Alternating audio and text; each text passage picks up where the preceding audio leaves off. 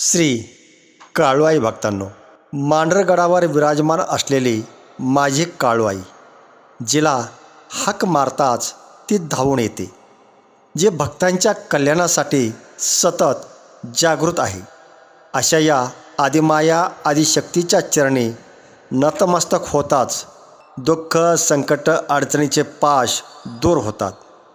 काळूआई ही एक जिवंत चैतन्य आहे. संकटामध्ये सापडलेल्या भक्तासाठी काळूबाई हे शेवटचं आणि सर्वात भक्कम असं आश्रयस्थान आहे.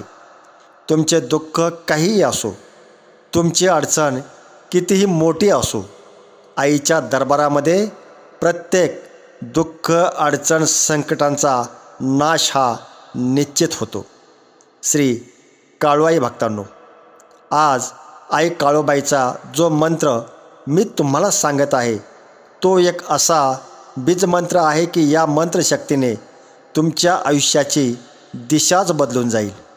हा जो मंत्र आहे, या मंत्राला अजिबात हलक्यात घेऊ नका, कारण हा मंत्र म्हणजे साक्षात काळू आईचे संरक्षण कवच भक्तासाठी प्राप्त झाले आहे.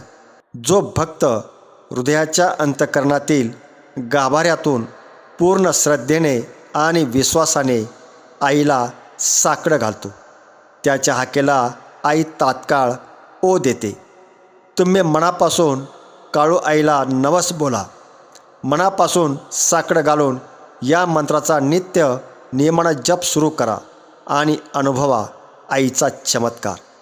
तुमच्या मनातील इच्छा मनोकामना या पूर्ण झाल्याशिवाय राहणार नाहीत. श्री काळूआई भक्तांनो, ज्याही घरामध्ये या मंत्राचा उच्चार होतो, जप होतो, हा मंत्र ऐकला जातो, त्या घरात गरिबी नावालाही शिल्लक राहत नाही. हा मंत्र म्हणजे भरभरून धनदौलत संपत्ती पैसा देणारा असा मंत्र आहे. जो हा मंत्र रोज जपतो ऐकतो, त्याच्या आयुष्यामध्ये अचानक धनलाभ होऊ लागतात. घरातील दारिद्र्य नष्ट होऊन अमाप संपत्ती आणि ऐश्वर्याचे द्वार त्याच्यासाठी उघडले जाते. आई इतकं भरभरून देते की घेणाऱ्याचे हात थकून जातील, पण आईचं देणं सरणार नाही. यासाठी फक्त एकच महत्त्वाची गोष्ट करायची आहे, आणि ती म्हणजे तुमची श्रद्धा ही डोंगरासारखी अढळ हवी. आईवर पूर्ण विश्वास हवा आणि श्रद्धेने या मंत्राचा जप करा आणि 24 तासाच्या आतमध्ये आईचा चमत्कार स्वतः तुम्ही अनुभवा. आईवर श्रद्धा ठेवा, विश्वास ठेवा आणि मनोभावे या मंत्राचा जप करा. चमत्कार हा होणारच.